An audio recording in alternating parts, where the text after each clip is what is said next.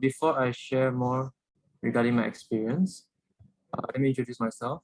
I'm Nathan Lim, final year mechanical engineering student from Universiti Teknologi Brunei. Before Huawei Seeds for the Future, I also participated and represented the university to compete in locals and overseas programs such as F1 in school in 2021 and First Global Challenge held in Dubai, UAE in 2019. During my free time, I take part in sports such as swimming and badminton, and I also enjoy traveling and exploring new places. So for my program, for the sharing session, I will cover the program details, such as what is Huawei Seeds for the Future, what is Tech4Good, and then my journey, such as the application process, and my journey in Thailand.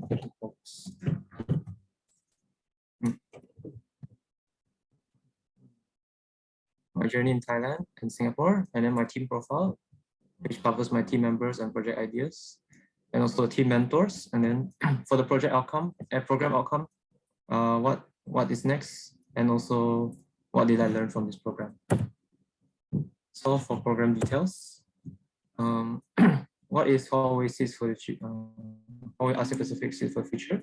So basically, Seeds for the Future is Huawei's global corporate social responsibility flagship program, which is their CSR, dedicated to STEM and non-STEM students worldwide. So as for the program, it begins to scale up to the ASEAN level. It seeks to equip more students in the region with ICT skills and prepare them to succeed in Industry 4.0 era. The program first launched in 2008 in Thailand, and ever since, the program has trained more than 12,000 youths from 137 countries and regions. So Tech4Good, there's two aspects to Tech4Good competition. There's Tech4Good competition and also the Tech4Good accelerator camp. So for Tech4Good competition, it's a new project that started in 2021 under Huawei's flagship Seeds for the Future. So for this, we'll be equipped with training programs, which I will explain more later, and identifying the social issues, and then to integrate ICT into the solutions to benefit the society. And then this competition also designed to cultivate leadership and teamwork through practice in group competition with multi-cultural backgrounds. As for the Tech4Good accelerator camp, the top 7 winning teams from the competition will join the Tech4Good accelerator camp held in Singapore. So basically, for this accelerator camp, a brief introduction to it is like how we're gonna have the business mindset and then upgrade the project and build connections throughout for this project. So for my journey, has 3 aspects to it. First is the application process, which is held around June to July 2022, and when I'm in Thailand, around August, and in Singapore, which is the end of August to September. For the application process, so actually I received the application 1 day before the deadline. So first I have to fill in the online application, which needs all the criteria as listed: COVID vaccination, passport scan, CV, results slip, then proof of university enrollment, then a self-introduction video, a motivational letter, basically covering like why I want to participate in this program, and then a profile picture as well. And then also, not to forget, a recommendation letter also as well from professors or lecturers or deans of the faculty. And then after that, the interview process, 1 week later of the closing deadline, 1 week later, there will be an interview online via MS Teams with the project coordinators. Three project coordinators actually. So after that, there's like they'll ask, like, for example, why you join this program, what's your past experience and everything, and your knowledge regarding the program, and also ICT knowledge. Then after 1 week of interview, after 1 week post to my interview, the announcement of selected participant is announced, and then the acceptance letter will be sent to this selected participant via email. It will look something like this: an official acceptance letter for admission to participate in this program from ASEAN Foundation. So Among 700 plus applicants around ASEAN, which is like make up of the 10 countries, I was chosen as one of the 20 delegates participant to represent ASEAN Foundation as a delegate to participate in this Asia-Pacific Seeds for the Future program. So around 3% acceptance rate. So now in Thailand, so for the opening ceremony, which is held at Park Hyatt Hotel, Bangkok, present was a lot of VIPs and government officials and also public figures around ASEAN Pacific regions. So I'll start from the left, from the top left, which is Dr. Yang, which is the Executive Director of ASEAN Foundation. And also Simon Lin, which is the President of Huawei Asia-Pacific. Present also via virtual opening speech is also the Deputy Prime Minister and Minister of Commerce of Thailand.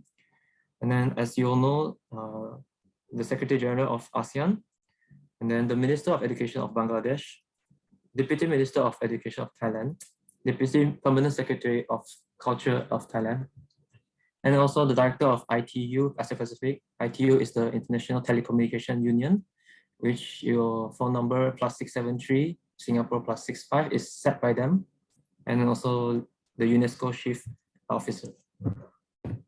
More representative of Huawei and ASEAN Foundations are the Vice President of Huawei Asia-Pacific, the Director of Huawei ASEAN Affairs, the Head of Global CSR at Huawei, and then for program, Head of Program is from ASEAN Foundation, the Head of Communication of ASEAN Foundation, and also my supervisors and PRs for this program is Ms. Ayu and Marwa, which are the coordinators. So basically all these VIPs, you get to interact with them in this program. And for pictures of ceremony, which a group photo with the ASEAN Foundation and our representative, and also my team's group photo, which I will explain more their backgrounds later.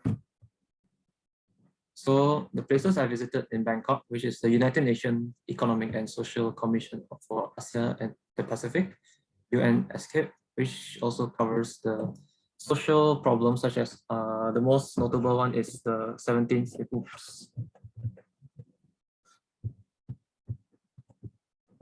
which are the 17 SDGs, which is covered for to solve social issues. So what is economic social ES SCAP?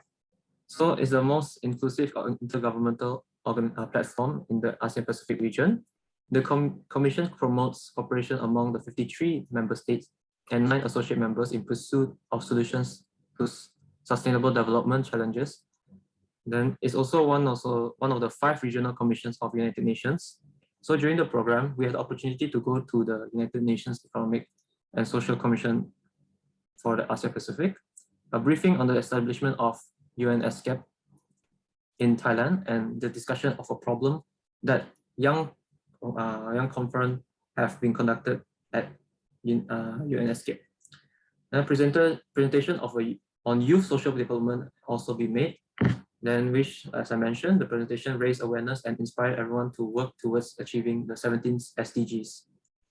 And then after that, we went to Asiatic River Cruise for dinner, which we have cruised by the Chao Phraya River and enjoyed the view of Bangkok city lights. So for the cultural tours, we went to the Grand Palace, the Wat Phra Kew and Wat Pho. So a little backstory on the Wat Phra Kew is also known as the Temple of Emerald Buddha, which is located inside the Grand Palace. And then it's also served as a religious ritual site for Buddhists and the kings and the royal families. And all the major events are all held there. And the Grand Palace is located at the center of Bangkok. It's the former residence of the King Rama I to the 5th of the Thailand.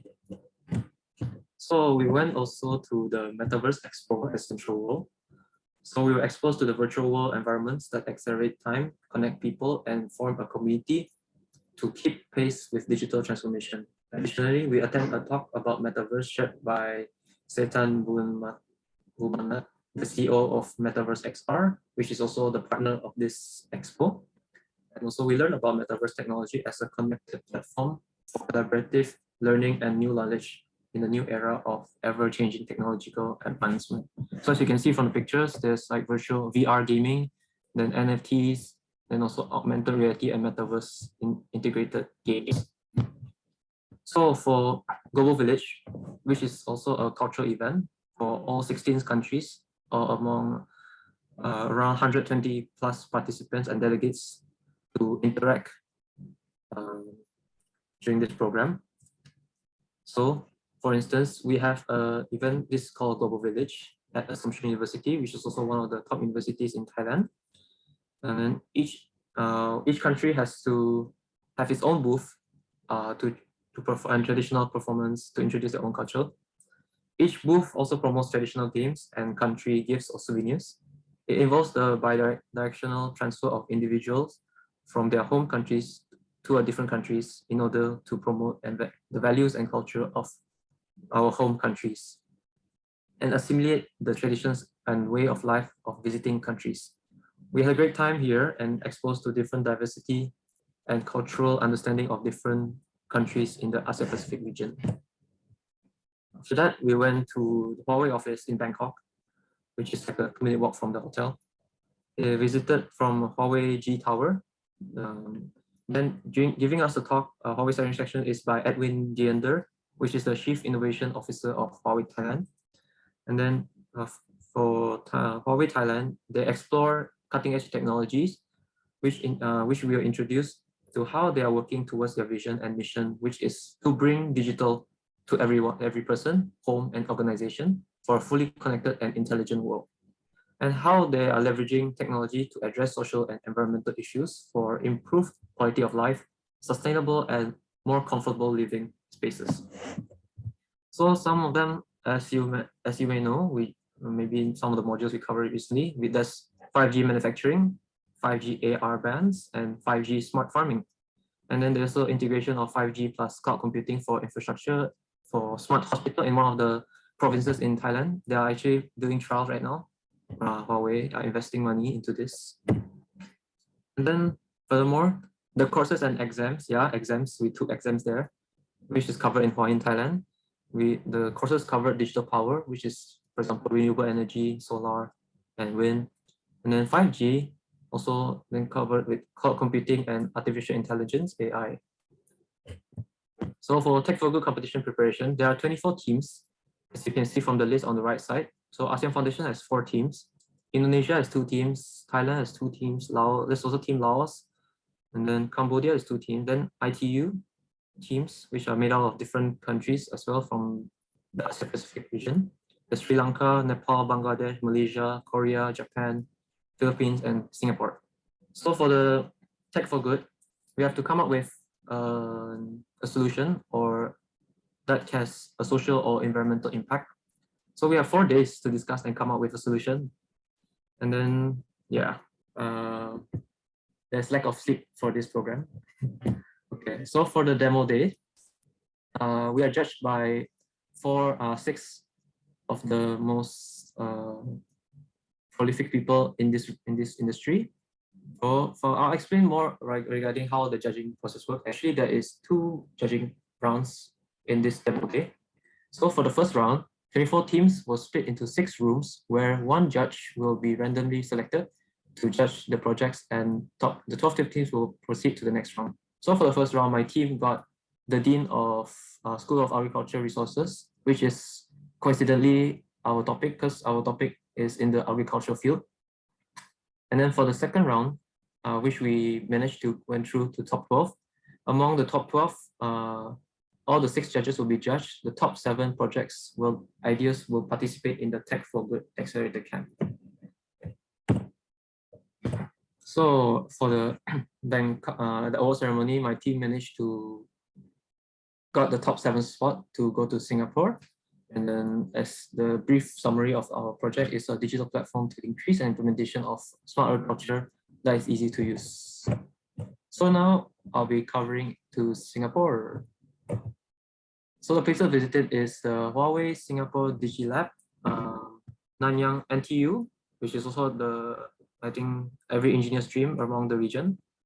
Then Singapore Management University, SMU, Gardens by the Bay, NUS, one of the top 10 universities in the world, Marina Bay Sands, and also Jewel Changi. So for Huawei visit, we visit the AI lab to go check what's all behind the AI. Then the DigiLab covers like the first-hand experience of Huawei's open capability and real devices, which is like the latest device that is not on the market yet, that we get to see firsthand. And then also a face-to-face interaction with the Huawei's executives in Singapore. So the workshops. For the workshops, there are 5 main topics that's being covered. And all these workshops are held in the previous universities that I mentioned. So every university, we have at least one talk or workshops held there. So to make things more interesting. So for the journey of innovations, which is there's 3 subcategories. So we introduce the whole design journey and logics and the set's expectations. Then introduce the design tech business innovation model with cases, and then what is a good innovative project. So we have to set a design principle. And then for the iterate projects, so we iterate your projects with prototypes. So for that, we test the ideas with a real prototype, with a quick prototype, then collect feedbacks from a real user, and then develop our concept. And then for the impact we create, so what is then for this section, we say like, what is the impact of our project? Then we have to analyze the potential ethical problems that may lead to the current projects, which is existing in the market, and then come up with a solution to improve the project. Then after that is a business model. I think we are all familiar with this. It's the how viable and feasible is this project or this title. Then we have to make a business model and then design the cash flow of how we can earn money from this project. And also the financial plans based on the startup's experimental plan.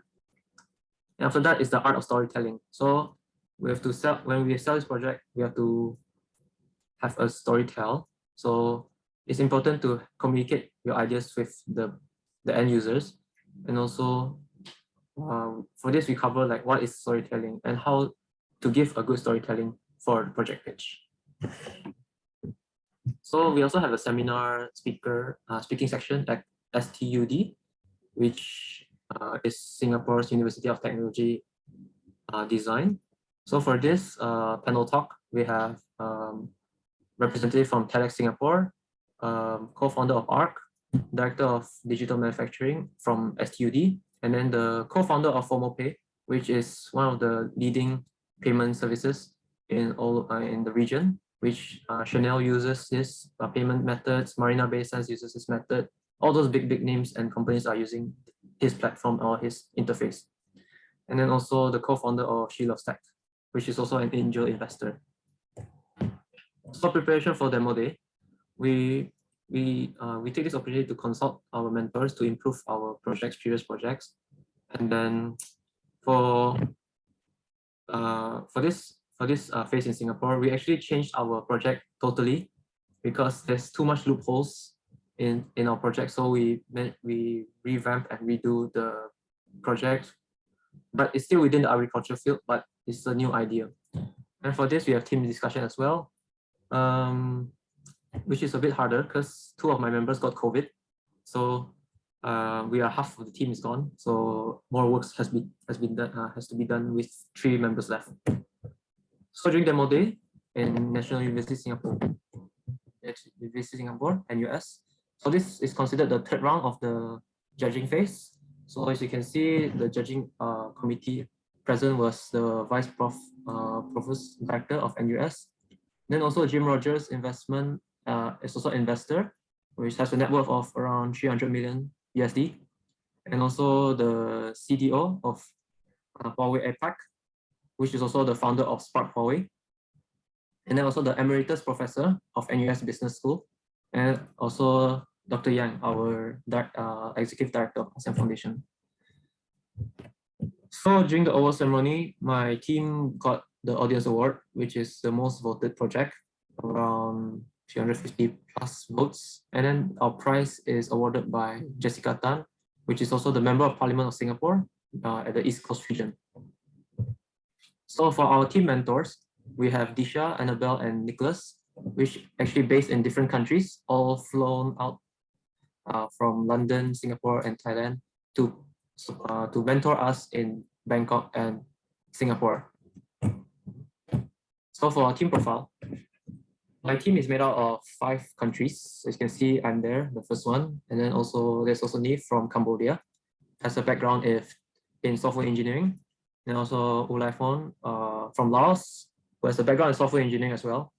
And then from Christian from Philippines, has a background in geodetic engineering, which is like solar imagery, and all stuff like scanning and from solar pictures. And also Nareen from Singapore, which has a major in aerospace engineering. So our project ideas, I'll give a brief of the 2 projects that our team come up with. So first, AgroLink is a smart farming management system that aims to assist rural farmers by connecting them via white space Wi-Fi. And then we also provide chatbot services where farmers can be educated to maximize crop yield and crop monitoring to know the status of the selected field. So for example, our project aims for those third world countries like Philippines. Philippines are a case study for this project.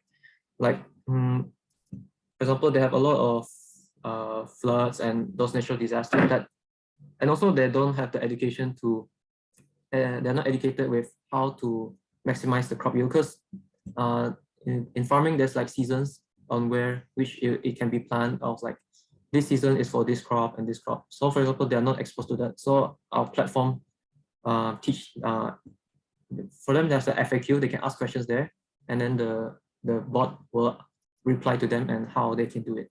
So for the second project is HydroLink.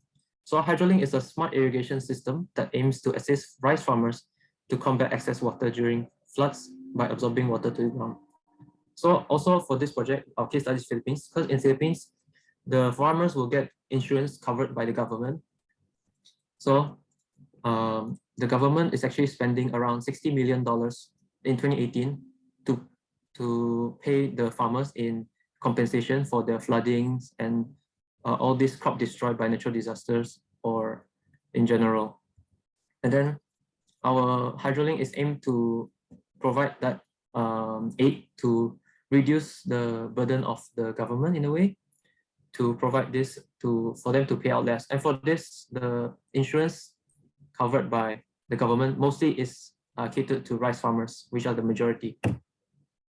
So for the project outcome, what is next? So actually, our team actually is eligible to join the Global Tech4Good competition, which is held around the winter of this year. And also, it's planned to be held in Shenzhen, China, for the top 10 who participated in this global Tech4Good.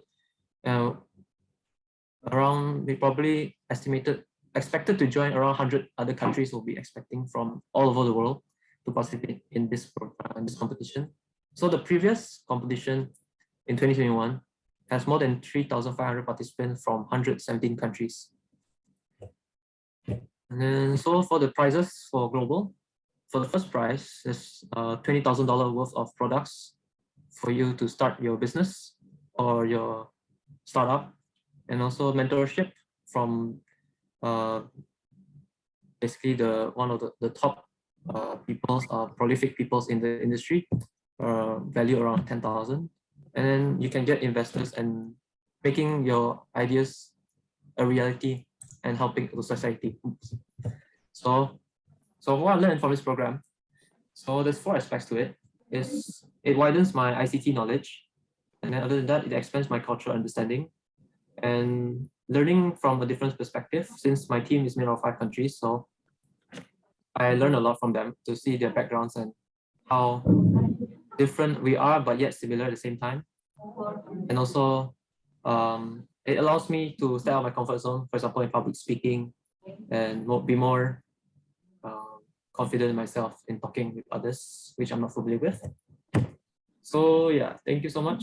If you guys have any more questions, you guys can just scan the QR code and it will bring you to my LinkedIn if you want to connect or something. Yeah, that's all from me. Thank you so much. Okay, thank you, Nathan, for your nice presentation. Okay, any question from the floor? You can ask now. Nathan. Yes. What are the challenges that you face during the event? the challenges. So for the challenges, right, as I mentioned, COVID was a big problem because at the start of the first, since the day one, I landed in Bangkok. COVID is already a thing because it's like a speed game. There is an elimination process where everyone's getting COVID. So I'm basically close contact for the past 18 days in Thailand and Singapore because my team member, before leaving to Singapore, 2 hours before the flight, one of my members got COVID. So one member stayed in Bangkok. So after 3 days in Singapore, another of my member also got COVID. So half my team is gone. So I have to sleep less. So some nights I don't sleep at all. And also I only have 3 to 4 hours of sleep for this to prepare for this program, this pitch. So I think that's one of my challenges. And also initially, coming up with the idea is also a challenge because from five countries, they want to solve problems from their own country, right? So they have the problems that they want to face, they want to solve. So trying to narrow it down to agriculture is a long process for us. So we end up settling with agriculture because we all eat rice, right? And then our region is a staple in our region. So we settle with that common ground and we proceed with that idea. So yeah, that's some of the challenges that I face. And no, getting enough sleep is also a real thing. And getting sick and feeling unwell. Yeah.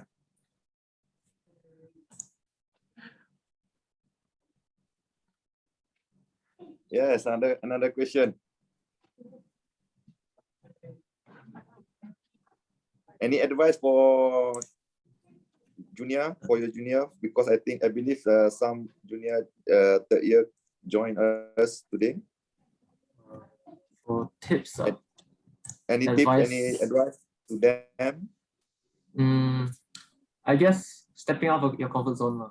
I think yeah, like try don't be afraid to try new things. I guess because ICT is not my major actually, so I'm just actually also learning as well while joining this program. And also, this program has a lot of opportunities. Like for example, I mentioned, you can actually talk with all those directors. Actually, I just had a video call with one of the directors of Huawei a few weeks ago to talk about like just to chat and catch up and all stuff. Yeah. All right. Okay. We have one question there from Nadia. How long was the application process take, Nathan? Application process take. So for application, actually, Asia Foundation is quite efficient. So the application window is around 10 days. So 20th to 30th June, if I'm mistaken. Then after that, 1 week later is the interview. So it's like the interview period is 1 week. So you can choose one slot within that 10 days, I think, 10 days to have your interview. So actually, I have my interview during UTB Experience Plus. So I have to stay back after work to ask my management if I can stay to do my interview there. So actually, I held the interview in the office. And then also, after that, after the interview window closed, so 1 week later, they announced the winner already. But the process of preparing is quite hectic in a way because like there's a lot of forms to fill in after that form. So there's a lot more small forms to prepare because actually this program is also organized by Isaac. So basically they also have their own criteria and forms to fill in our details and everything. So it's quite a long process, but I think it's worth it if you guys want to participate next year's Seeds for Future. Okay. Another question?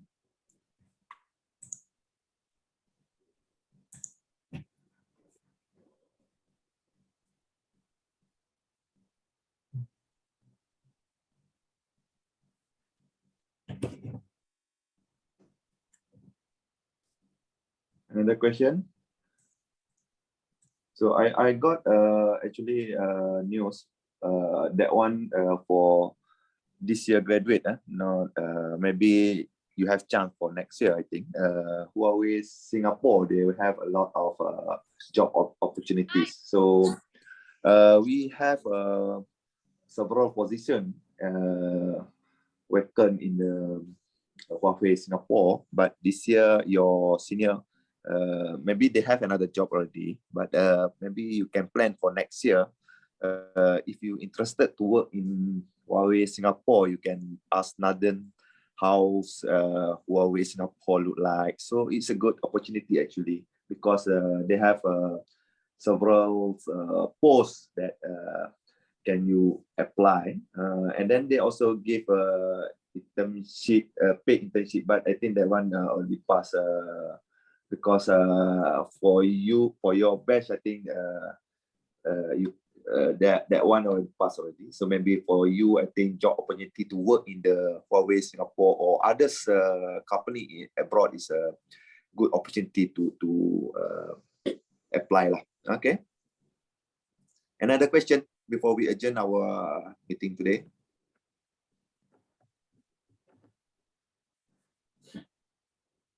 If no, all right. I think they have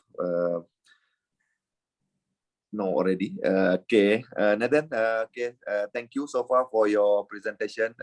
Hopefully, if everyone have any question, please you have a Nathan WhatsApp number, or you can ask directly with Nathan, and then you can share another further tip. All right. Thank you very much for your sharing today. Thank you. Best for you and good luck for your future. Thank you very much. Assalamualaikum warahmatullahi wabarakatuh. Thank you everyone. Bye-bye. Bye.